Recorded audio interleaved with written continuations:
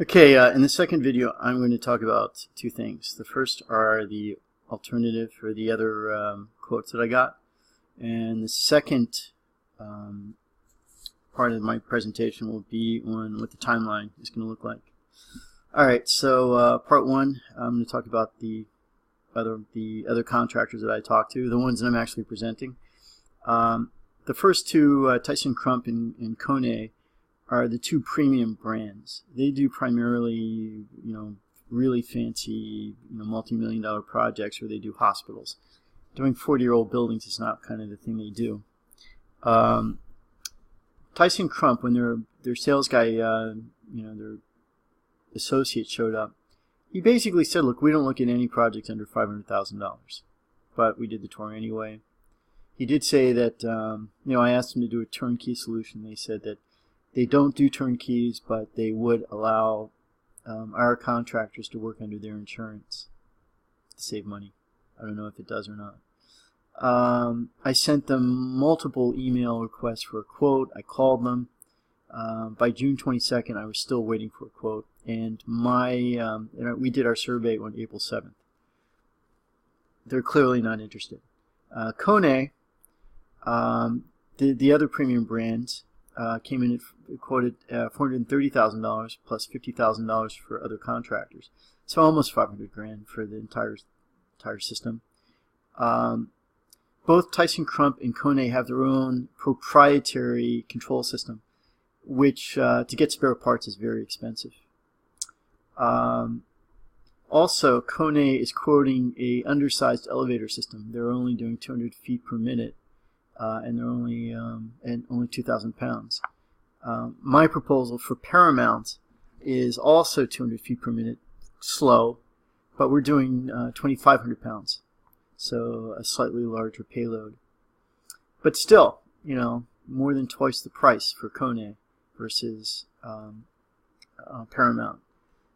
The third elevator company I talked to was Oracle Elevator. They came in at $306,000 plus about $50,000 from other contractors. Again, so far all of these other contractors, Carlisle West is effectively the general contractor, except for Paramount. We're not they become effectively the general contractor. But Oracle is basically $356. They are a high standards company. They're not a super premium brand like Kone and ThyssenKrupp. But they are using non-proprietary controls. I found their contractors that they brought in were on the extremely high side. $31,000 for electrical. I will say, though, that they are quoting a system that does 350 feet per minute, which we can do, and a 2,500-pound capacity for the elevators. So that's kind of what I was originally looking for. But that also means that we're going to need more than 100 amp service to the rooftop, which is all we have right now. So when they brought in an electrician for $31,000, $31,500, it sounds to me like they're going to be upgrading our service to 200 amps as well.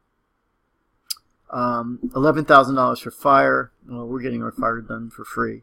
They also do basically a $1,300 surge protector. I'm going to ask Paramount about doing a surge protector, the electrician, tomorrow. Anything under $2,000 for stuff like that sounds like it may be a fairly good investment. We're bringing in basically a digital system for controls. So that stuff is susceptible to lightning strikes. Maybe a surge protector is a good idea. But we have I'll deal with that when we come to it.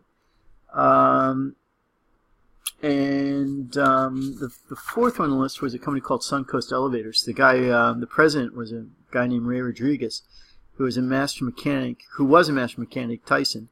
And the Tyson guys know him, but he was fired because he was discovered borrowing, quote unquote, heavy equipment for his side projects, while he was trying to start Suncoast. I personally approve of that. That just shows that you're, committed to being in the elevator business, but some people may not. Some people may consider that to be dishonest. I like the guy, but still, Suncoast, their elevator proposal was $250,000. It's another $50,000 for the subcontractors. A contender. I liked them. Aventura Elevator was technically the lowest bidder, but they're not the lowest bidder, and I'll explain why in a bit. This is also the elevator company that Louise brought in. He had a friend. He's friends with the guy apparently, or knows him somehow from his other work. But the thing is, I made Aventura Elevator was one of the elevator companies I made a contact request to back in April, beginning of April, and I never got a response back from them. I get a proposal in my email, that Louise initiated a couple months later, and it gets to me. But here's the deal: $178,000 does not include everything. It just includes only the minimal mechanical stuff, a small engine, a control system that I do approve of. That's fine. But we're still going to have $50,000 in contractors, and we're still going to have to pay about $20,000 in cosmetics to do the interior of the elevators. So, that's basically $250,000. Well, we may as well go with Suncoast. I've got two other issues with Aventura. Issue number one is I get the sense that while he's clearly qualified, I get the sense he's running his operations out of his living room. He was only incorporated in 10/10 of 2012, only a couple years ago, so he doesn't have a lot of history under his belt as a corporation. But this is what got me the most. He brought in his electrician to quote on the electrical work, and he came in twice to do a survey of the place. But the thing is, that was the end of it. That I texted him about 6 times. I called him about 6 times. I sent him a couple of emails. His box was always full. I got him once on the phone. He said he was working on the proposal then. But to this day, I still don't have an electrical proposal from the guy. And I think that reflects really poorly on your subs. If Aventura had a good relationship with his electrical, with his subcontractors, then I think he should be able to tell the subcontractors to get the paperwork done. That's a big deal. One of the beautiful things about Paramount, one of the things that impressed me the most about Paramount is, John from Paramount just basically sent a message to his subcontractors, and they basically jumped through as many possible hoops to get to me and to present to me as possible in the best possible light as they possibly could. I thought it was beautiful. It was just it was service beyond what I have seen from any other company. So Aventura disappointed me. And finally, there's Connections.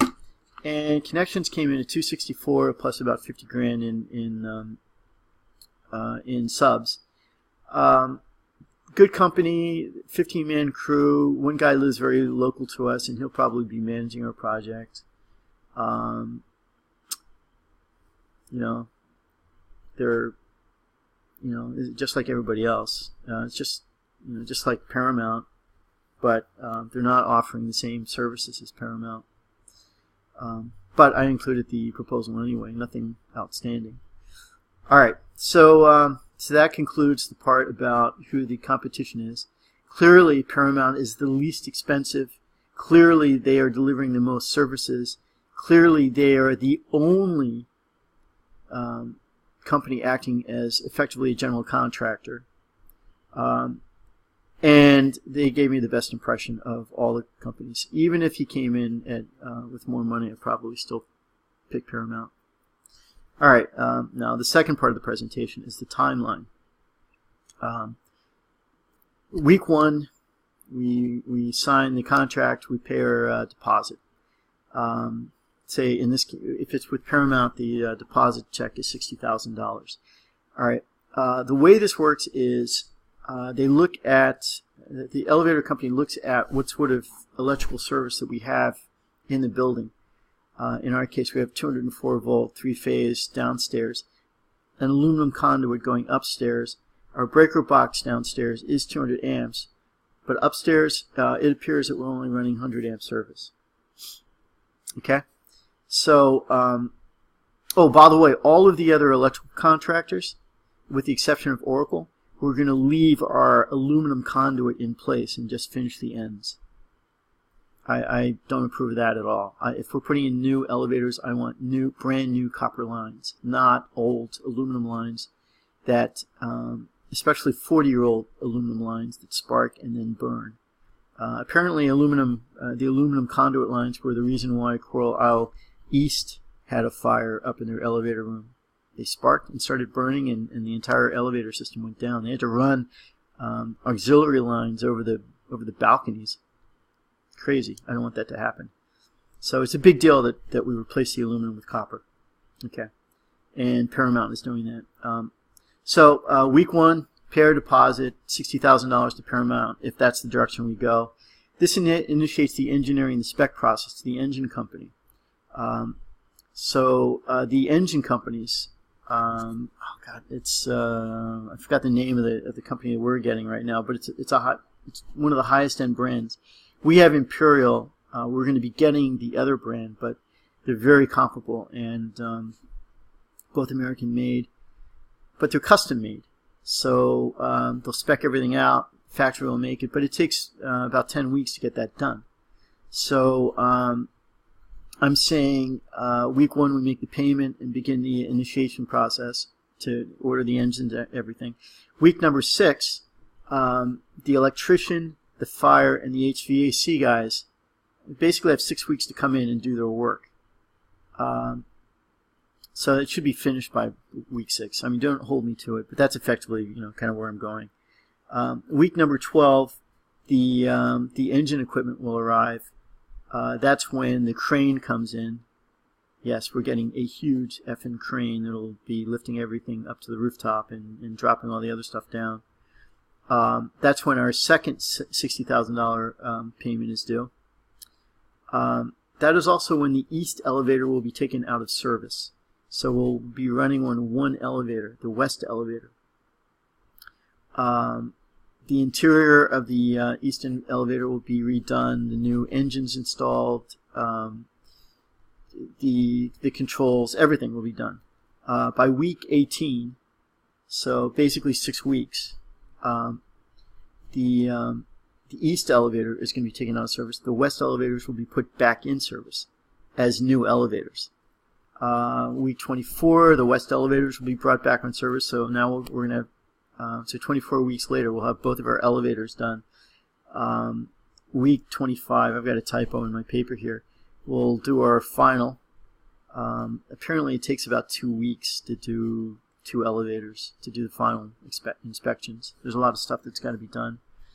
But after the final, we pay our third $60,000 installment. And in the meantime, and there's probably going to be a couple of, maybe 1 or 2 or 3 extra, small payments in between.